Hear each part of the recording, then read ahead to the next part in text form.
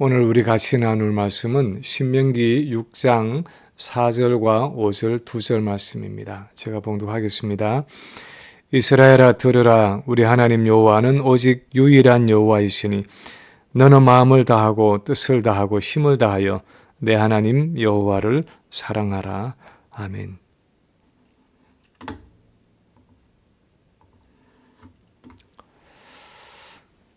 드디어 2024년 새해를 맞았습니다.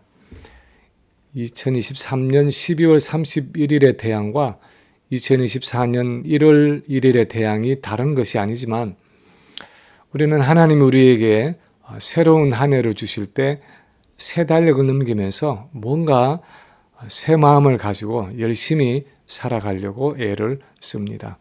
그래서 이런저런 계획을 세우고 이런저런 각오와 결심을 새롭게 합니다. 그래서 올해 가지 못할 때도 많지만 New Year's Resolution 하면서 마음을 작정하고 새해에 뭔가 새롭게 해보려는 것들도 있습니다. 근데 사실 이 한 해의 삶을 열심히 살아가는 것도 중요하지만 더 중요한 것은 과연 무엇을 위해서 열심히 사는가 하는 것입니다. 아무리 열심을 내고 아무리 열정을 다한다고 해도 그것이 바른 목적과 바른 방향이 아니라면 사실 그 열심과 열정이 아무런 소용이 없을 수도 있습니다. 우리 주변을 돌아보면 많은 사람들이 무엇을 위해 살아가는지 그 목적과 방향도 없이 무조건 열심히 살아가는 사람들이 있습니다. 눈코 뜰 새 없이 한없이 바쁘고 피곤한 삶을 살아가기는 하는데 때로는 하나님이 원하시는 방향과 목적이 아니라 그냥 세상 사람들이 살아가는 대로 그냥 다수의 사람들이 몰려가는 대로 살아가는 이들도 있습니다. 그리고 마지막에는 내가 무엇을 위해서 살아왔지? 왜 이렇게 살아왔지? 하면서 뒤늦게 후회하고 탄식하기도 합니다. 오늘 우리가 읽은 이 신명기의 본문은 우리 인생의 목표와 방향에 대한 말씀입니다. 예수님이 율법과 선지자의 강령, 다시 말하면 율법과 선지자의 요약이라고 말씀하신 구절인데 우리가 무엇을 위해 살아야 하는지 또 어떻게 살아야 하는지에 대한 아주 근본적인 원리를 제시해 주는 말씀입니다. 들으라 하는 의미로 이스라엘 백성들이 쉐마라고 부르는 이 구절은 그 당시 언약 백성이었던 이스라엘 사람들에게 중요한 말씀이었을 뿐 아니라 21세기를 살아가는 오늘날 우리에게도 꼭 필요한 말씀입니다. 왜냐하면 이것은 우리가 언약의 하나님을 과연 어떻게 섬겨야 하는가에 대한 말씀이기 때문입니다. 특히 이 새해의 첫 주일에 우리가 하나님을 어떻게 섬겨야 할 것인가에 대한 중요한 원리를 제공해 주는 말씀입니다. 그렇다면 본문에 따르면 우리는 어떻게 하나님을 섬겨야 하는 것입니까? 첫 번째 오늘 본문에 말씀하는 것은 하나님과 우리의 관계는 사랑의 관계여야 한다 하는 사실입니다.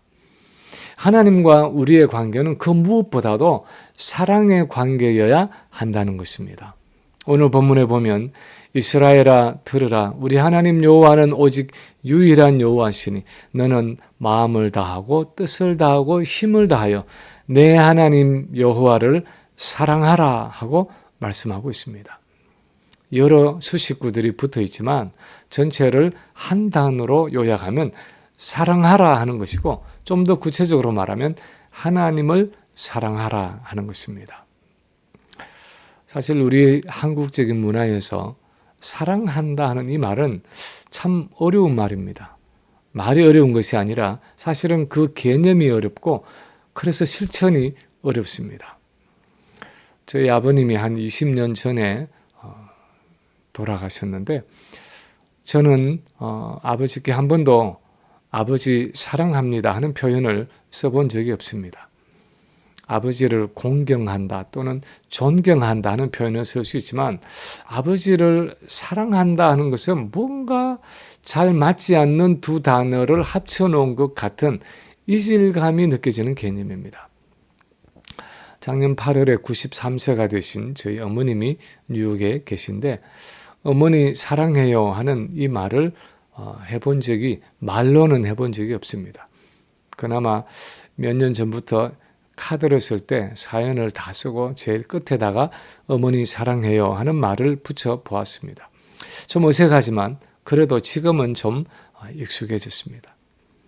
육신의 부모님이 이렇다면 감히 하나님을 향해서 하나님 사랑합니다 하고 표현하는 것은 우리에게 참 어색할 수밖에 없습니다.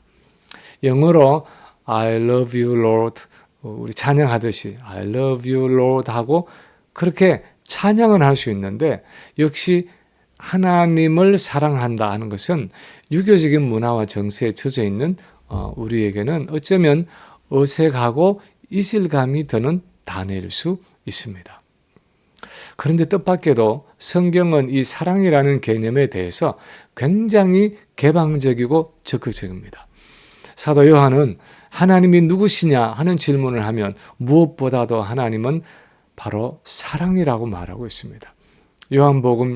요한일서 4장 7, 8절에 보면 사랑하는 자들아 우리가 서로 사랑하자. 사랑은 하나님께 속한 것이니 사랑하는 자마다 하나님으로부터 나서 하나님을 알고 사랑하지 아니하는 자는 하나님을 알지 못하나니 이는 하나님은 사랑이심이라 하고 말하고 있습니다.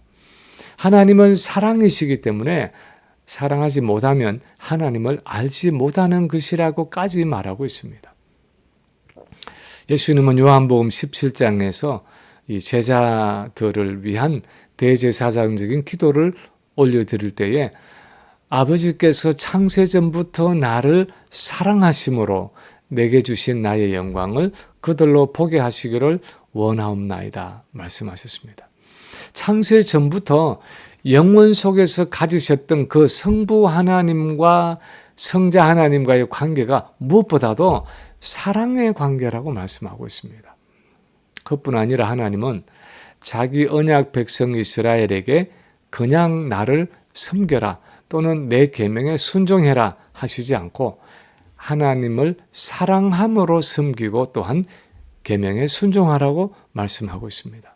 예를 들어서 신명기 11장에서만 보아도 1절에 보면 그런즉 내 하나님 여호와를 사랑하여 그가 주신 책무와 법도와 규례와 명령을 항상 지키라 말씀하고요. 13절에도 내가 오늘 너희에게 명하는 내 명령을 너희가 만일 청종하고 너희의 하나님 여호와를 사랑하여 마음을 다하고 뜻을 다하여 섬기면 하고 말씀하고요. 22절도 내가 만일 내가 너희에게 명하는 이 모든 계명을 잘 지켜 행하여 너희의 하나님 여호와를 사랑하고 그의 모든 도를 행하여 그에게 의지하면 하고 말씀합니다. 그래서 우리 언약 백성들이 하나님을 위해서 무엇을 하든 그것이 계명을 지키는 일상의 삶이든 하나님을 섬기는 어떤 일을 하는 사역이든 하나님과의 사랑의 관계 속에서 해야 할 것을 가르치고 있습니다.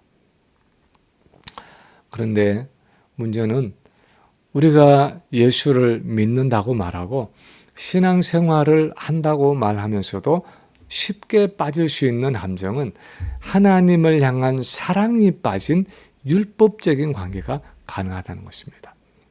사실 예수님 당시 유대인들, 특히 바리새인들의 하나님 섬김이 그랬습니다. 우리가 아는 것처럼 그들은 아주 철저한 신앙생활을 했습니다. 일주일에 2번씩이나 자발적인 금식을 하고 박하와 운향과 모든 채소의 11조까지 빠뜨리지 않고 철저하게 구별하면서 하나님을 섬겼습니다. 그런데 예수님은 그들의 그 철저한 신앙생활에 대해서 한마디로 결론을 내리셨습니다. 요한복음 5장 42절에 보면 나는 너희에게 하나님을 사랑하는 것이 없음을 알았노라. 나는 너희에게 하나님을 사랑하는 마음이 없다는 것을 안다 하고 말씀하고 있습니다. 마치 부부가 사랑은 없고 서로 의무가면서 남편은 돈을 벌어오는 책임을 다하고 부인은 밥하고 빨래하고 살림사는 의무를 다하듯이 그들은 하나님 앞에서 이런 의무감과 책임감에서 종교 생활을 해온 것입니다. 그래서 그렇게 많은 금식을 하고 철저한 11조를 드리고 엄격하게 율법을 지켰는데도 하나님을 향한 사랑이 빠졌기 때문에 그 모든 것이 사실상 아무런 쓸모가 없다고 말씀하고 있는 것입니다. 사실이 그랬습니다. 성경 전체를 놓고 보아도 이것은 맞는 말씀입니다. 하나님이 인간을 창조하신 목적은 삼위 하나님이 영원전부터 가지고 계시던 그 사랑의 교제의 확장이었습니다. 성부와 성자께서 성령을 통해 창세 전부터 가지고 계시던 그 깊은 사랑의 교제가 바깥으로 흘러 넘친 것이 바로 인간 창조였습니다. 하나님은 사랑의 교제를 위해서 인간을 창조하시고 실제로 인간이 죄로 인해서 타락하기 전에는 에덴 동산에서 아담과 함께 거니시면서 이 사랑의 교제를 나누셨습니다. 인간 존재의 목적은 하나님과의 교제였고 좀 더 구체적으로 그 교제의 성격을 표현한다면 하나님과의 사랑의 교제였습니다. 그래서 오늘 본문에서 하나님은 자기 언약 백성들을 향해서 너희는 무엇보다도 나를 사랑하라 하고 말씀하고 있는 것입니다. 두 번째 오늘 본문에서 또한 하나님이 말씀하시는 것은 하나님과 우리의 관계가 사랑의 관계여야 할 뿐 아니라 하나님이 우리의 유일한 사랑의 대상이어야 한다는 것입니다. 하나님이 우리의 유일한 사랑의 대상이어야 한다는 것입니다. 오늘 본문 4절에 보면 하나님은 사랑하라 하고 말씀하시기 전에 이렇게 말씀하십니다. 우리 하나님 여호와는 오직 유일한 여호와시니.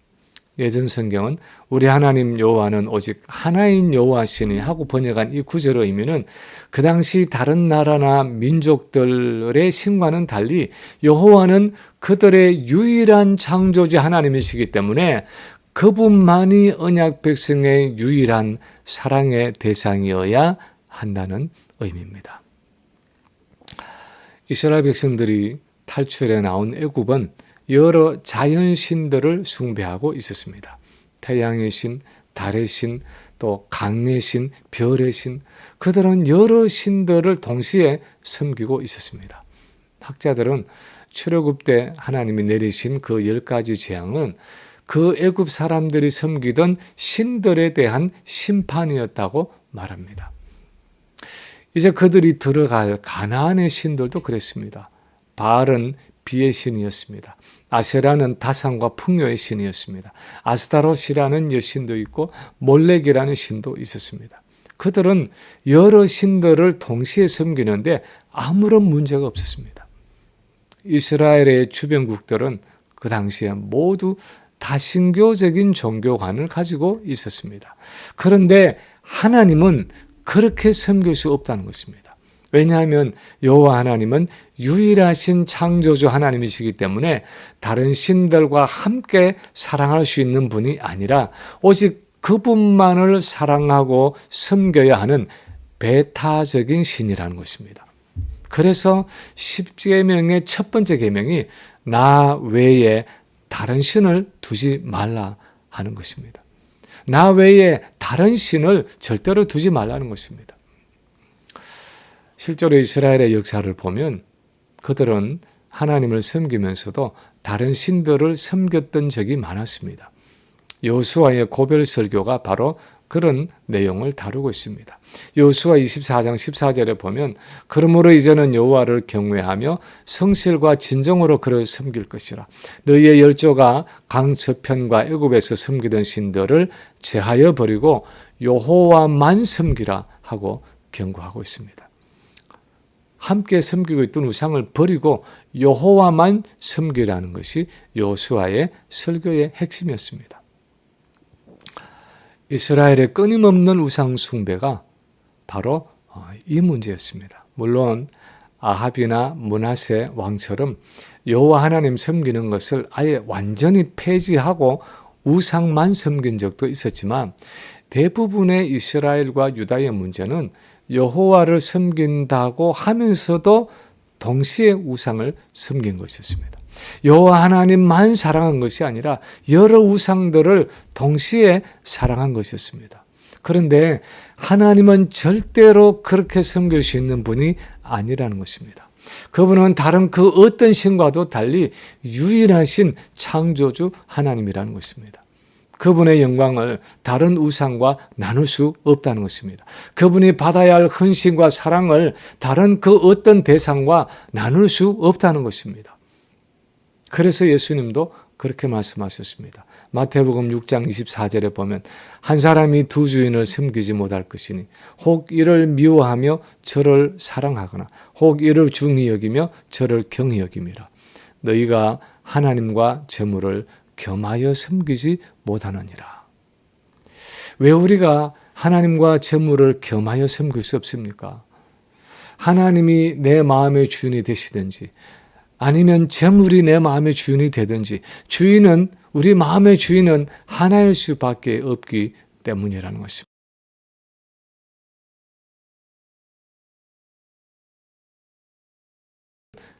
그것이 자녀이든 그것이 배우자든 그것이 무엇이든 하나님이 아닌 다른 무엇이 내 마음의 주인이 되어서는 안 된다는 것입니다.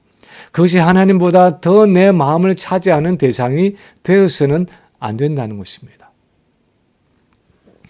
우리가 이런 전폭적인 사랑의 개념을 잘 이해하려면 아마도 부부간의 결혼 언약을 생각하면 좋을 것입니다. 한 남자와 한 여자가 결혼식에서 반지를 나누면서 부부가 되기로 서약할 때 그 약속의 내용은 내가 결혼하는 그 상대방만을 사랑하겠다는 서약입니다. 다른 여자에게 또는 다른 남자에게 조금도 마음을 주지 않고 오직 내 배우자만, 오직 당신만 전심으로 사랑하겠다는 언약입니다. 왜냐하면 오직 한 남편, 한 아내만 있을 수 있기 때문입니다. 아내와 함께 다른 어떤 여자를 사랑한다거나 남편과 함께 다른 어떤 남자를 사랑하는 일은 있을 수 없다는 것입니다. 아주 오래전에 어떤 한국 드라마에서 아주 기가 막힌 장면을 본 적이 있습니다. 어떤 남편이 바람을 피우다가 그 부인에게 발각이 되었는데 이렇게 부인에게 말하고 있었습니다. 여보, 내가 사랑하는 여자는 당신뿐이야. 그런데 내가 당신을 사랑하긴 하지만 저 여자는 버릴 수가 없어. 내가 정말 사랑하는 여자는 당신뿐인데 내가 당신을 사랑하기는 하지만 저 여자는 버릴 수가 없다 하는 것이 그 남편의 고백이었습니다. 그 남편이 자기가 말하는 것처럼 정말 자기 아내를 사랑하는 것 맞습니까? 그런데 우리가 하나님을 그렇게 섬길 때가 있습니다. 하나님을 사랑하기는 하는데 물질에 대한 사랑을 버릴 수 없다는 것입니다. 내가 누리는 이 쾌락도 버리지 못한다는 것입니다. 내가 하나님을 사랑하지만 내가 가진 이 취미생활과 사람들도 다 놓을 수 없다는 것입니다.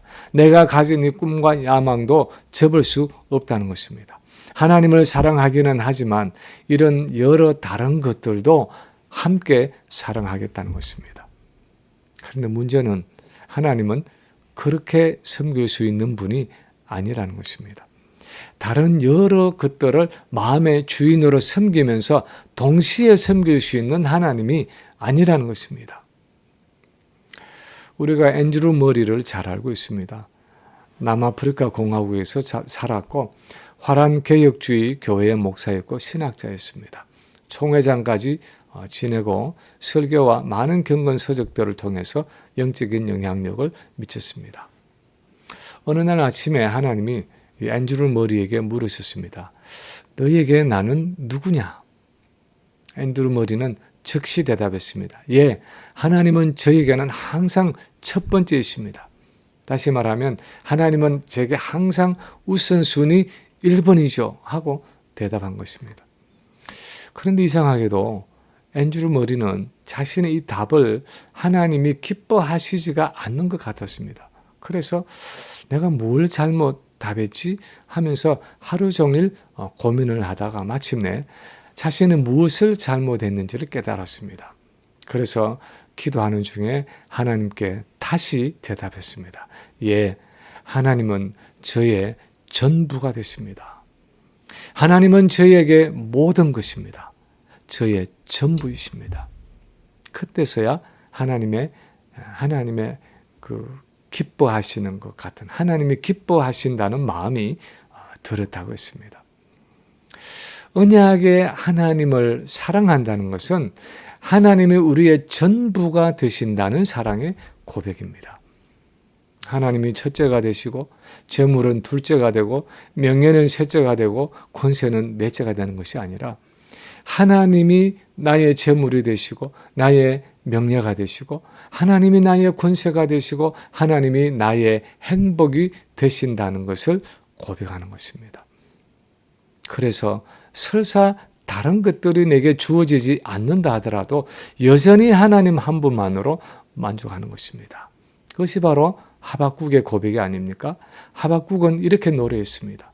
비록 무화과나무가 무성치 못하며 포도나무에 열매가 없으며 감람나무에 소출이 없으며 밭에 식물이 없으며 우리의 양이 없으며 외양간 안에 소가 없을지라도 나는 여호와를 인하여 즐거워하며 나의 구원의 하나님을 인하여 기뻐하리로다.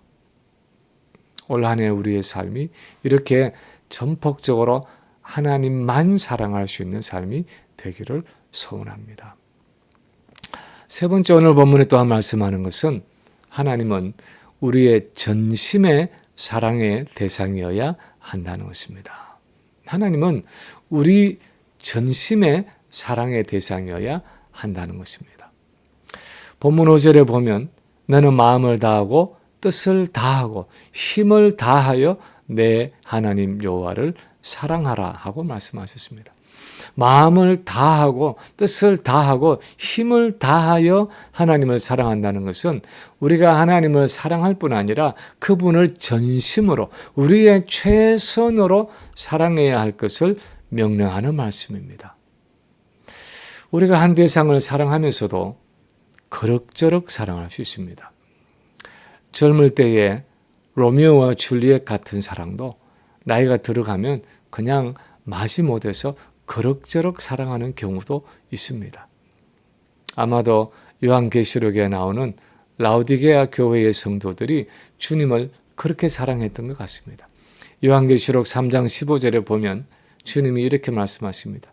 내가 내 행위를 아노니 네가 차지도 아니하고 더웁지도 아니하도다. 네가 차든지 더웁든지 하기를 원하노라. 네가 이같이 미지근하여 더웁지도 아니하고 차지도 아니하니 내 입에서 너를 토하여 내치리라. 차지도 않고 덥지도 않고 그냥 미지근한 사랑, 그런 사랑은 하나님께 합당하지 않다는 것입니다. 왜 그렇습니까? 하나님은 우리를 대하실 때에 항상 우리에게 그분의 전부를 주시기 때문입니다.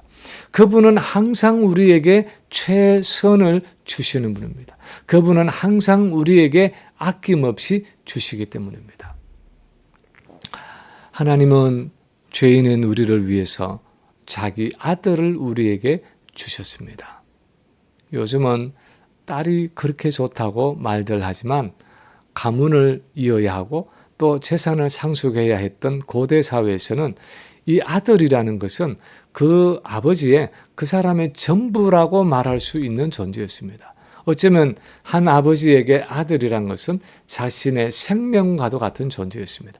자기 생명의 연장이었습니다. 그런 아들을 우리의 죄를 위해 십자가에 내어주셨다는 것은 하나님은 우리를 위해서 그분의 최선, 그분의 전부를 주셨다는 것을 의미했습니다. 우리를 향한 그분의 전폭적인 사랑을 의미했습니다. 그뿐 아니었습니다. 바울은 로마서 8장 32절에서 우리를 향한 하나님의 절대적인 사랑을 이렇게 표현했습니다. 자기 아들을 아끼지 아니하시고 우리 모든 사람을 위하여 내어주시니가 어찌 그 아들과 함께 모든 것을 우리에게 은사로, 다시 말하면 선물로 주지 아니하시겠느냐. 우리를 위해 자기 아들을 아끼지 않은 그분이 더 아낄 것이 무엇이 있겠느냐 하는 것입니다. 그분은 우리에게 가장 좋은 것, 최선의 것을 아끼지 않고 주시는 분이라는 것입니다.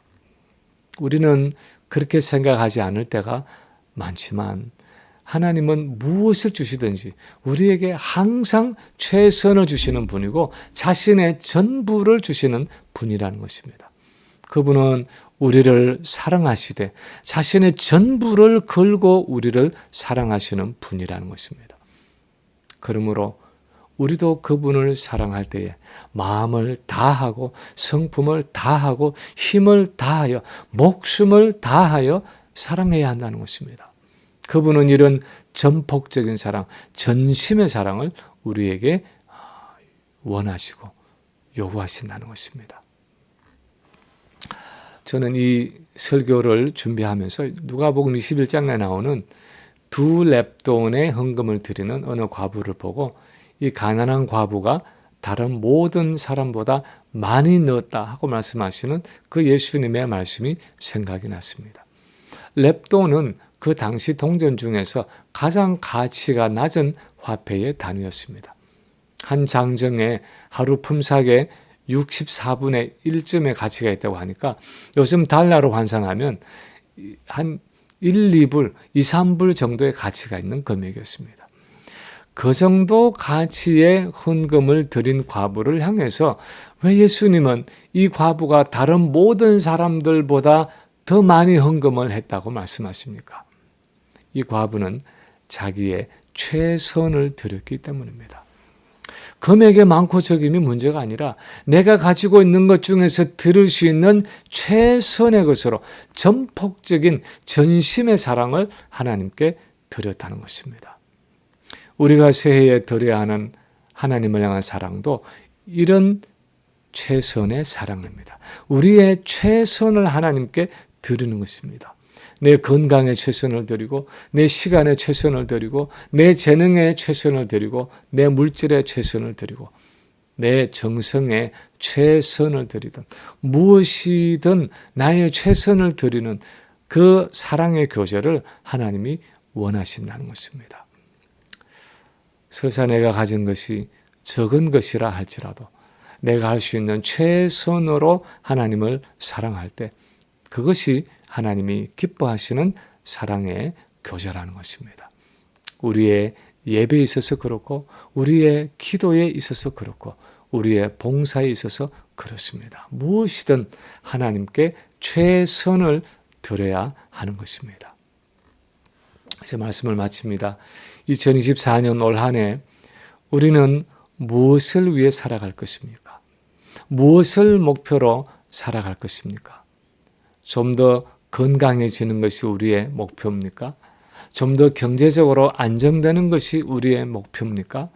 좀 더 노후를 잘 준비하는 것이 우리의 목표입니까? 무엇이 올해 우리의 목표입니까? 다른 많은 중요한 것들이 있겠지만 올해 그 무엇보다도 중요한 우리의 목표는 하나님을 사랑하는 것입니다. 그것도 하나님 한 분만을 전심으로 사랑하는 것입니다. 그것을 위해 기도하고 그것을 위해 노력해야 하는 것입니다. 지난해 아내와 함께 치료차 몬타나주에 다녀왔을 때 함께 머물렀던 그 목사님 내외분이 계셨습니다. 그곳에 오는 환자들과 이 베이슨이라는 인구 한 170명 정도의 조그마한 동네의 주민을 대상으로 목회를 하시던 한국 분이었습니다. 이분이 이곳에서 한 5, 6년 사역을 하고 나서 이제 70이 되면 은퇴를 해야겠다 하고 계획을 하고 있었는데 은퇴를 2, 3년 남겨놓고 스트로크로 쓰러졌습니다. 그래서 부득이하게 그 모든 사역을 접고 캘리포니아로 철수를 했는데 이제 1년 만에 그래도 몸이 좀 회복이 되어서 본인도 아직 불편한 몸을 이끌고 치료차 이 몬타나의 동굴에 열흘간 같이 머물게 되었습니다. 식사 중에 대화를 나누다가 이 목사님은 이 목사님에게 제가 이제 남은 이 삶의 기간 동안에 무엇을 가장 하고 싶으시냐고 묻게 되었습니다. 만약에 좀 건강이 회복되면 남은 기간 동안에 뭘 하고 싶으십니까? 그렇게 물었습니다. 70에 은퇴한다고 계획을 하고 그 사역을 다 마치지 못하고 2, 3년 전에 쓰러졌으니까 아마도 건강을 주셔서 이 남은 사역을 잘 감당하는 것이 평생의 소원이라고 말씀하실 줄 알았습니다. 그런데 뜻밖에도 이분이 이렇게 말씀하셨습니다. 지금 내가 가장 하고 싶은 일이 있다면, 지금 내가 가장 하고 싶은 일이 있다면 내 마음을 다해서 하나님을 사랑하는 일입니다.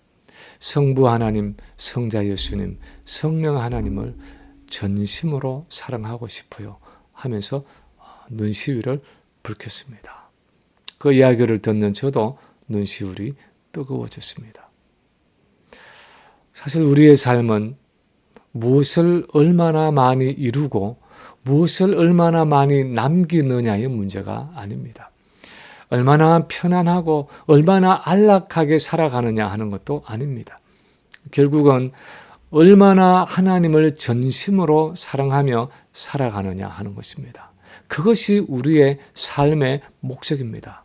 그것이 죽고 나서 하나님이 우리를 결산하실 우리 삶의 내용입니다. 바라기는 올 한 해도 하나님이 우리를 전심으로 사랑하신 것처럼 우리도 전심으로 하나님을 사랑하는 한 해의 삶을 살아갈 수 있기를 주님의 이름으로 간절히 축원합니다.